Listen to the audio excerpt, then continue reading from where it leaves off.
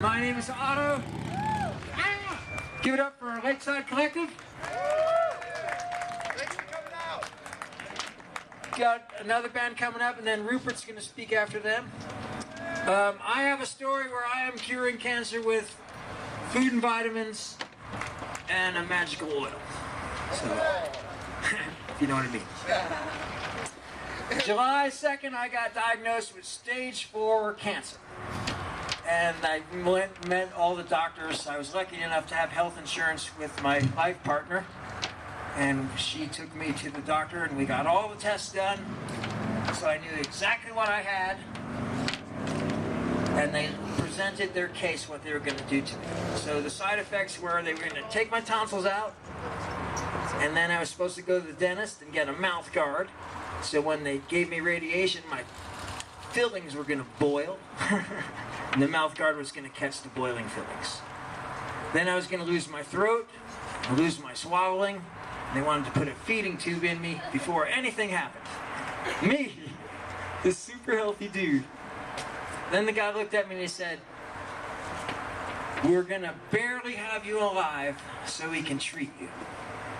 I'm like, okay, sounds great, Doc. No way. So, in a matter of weeks, they were going to barely have me alive. That was their medicine.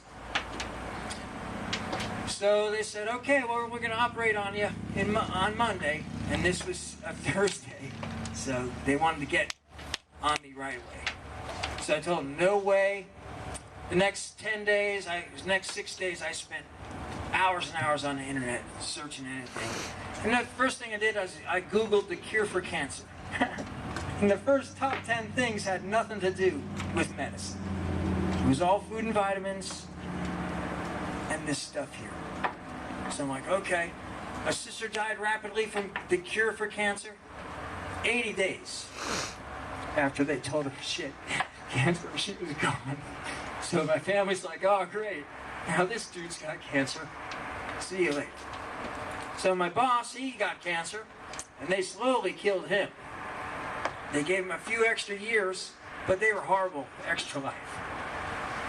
The last time that he was able to walk and talk and speak to me, he said, "Dude, I'm the dog that no one wants to put to sleep." That was his extra year of life. So that's what I knew I was up against. If I sign on to this stuff, that's what's going to happen to me. And they told me it was going to happen to me. So the time that I spent on myself, then I went and met with the last doctor after I had all of the tests done, and they told me this is exactly what you have. I have a 3.3 centimeter tumor in my neck. That's bigger than a quarter, bigger than a gumball, and it's right there on my neck. But they scare you twice. They say, oh, your tumor's not your problem. It's the primary. It's where your cancer started. So is it in your nuts? Is it in your toes? Who knows? Is it in your brain? So they scare you twice. So with all the tests, the exact tests, they said my primary might be my tonsils. So we'll just chop them out today. Just might be, right? Like, no way, might be is not a good reason to cut my body. Okay? So with all the super tests, they showed me on the film my tumor is cancer, and my tonsils have this little teeny speck of cancer. So, the last test they gave me blew my tumor up from basically the size of a chickpea to a hamburger. A hamburger. In 3 hours, I went from a chickpea, a little speck under my neck, and on the drive home, I'm like, why does my neck hurt? And at the first stoplight, I tilted the mirror, and I had this hamburger under my neck, and I'm like, oh my God, they poisoned me. You know, I'm doomed. So I went home, got on the manufacturer's website, looked up the juice they put in me, because the guy told me no side effects. I'm like, yeah, that's radioactive. He's like, no problem, no side effects. So I got on the manufacturer's website, looked at what they put in me, and then, I don't know if you guys know what a half-life scale is. It's how fast something dies. So in 1 hour, it's 90% gone. In 2 hours, blah, blah, blah, blah, blah.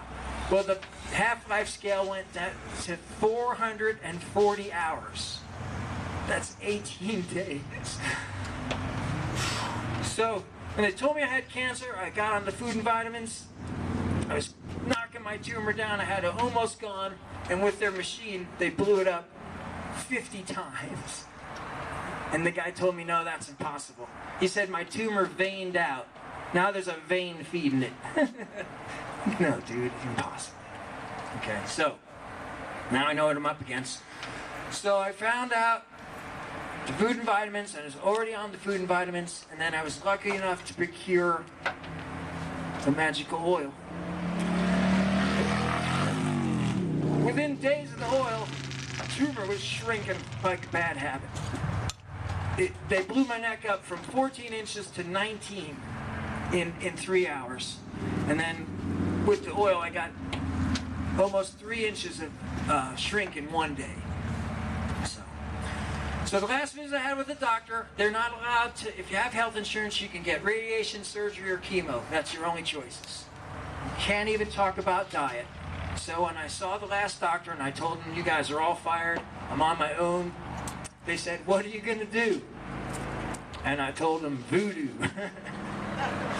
And I turned around and walked out.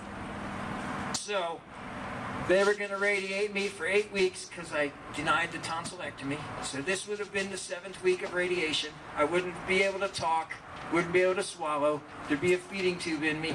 My food would not be the organic food that saved my life. It would be a bag of clear shit from Eli Lilly. It's insane. So I'm so lucky to be here because of what I found on the internet. The food and the vitamins, and they meant to me the magic of elixir. I'm all about belief. If you're alive and you're breathing, you have hope. And whatever you believe in is what's going to save you. I cured my own broken neck with water and traction. They wanted the surgery. They wanted to make me look like Frankenstein. They're going to fuse 5 vertebrae. I said, well, if you do that, give me the spikes. You know, the Frankenstein pegs. So I know what my body's capable of doing.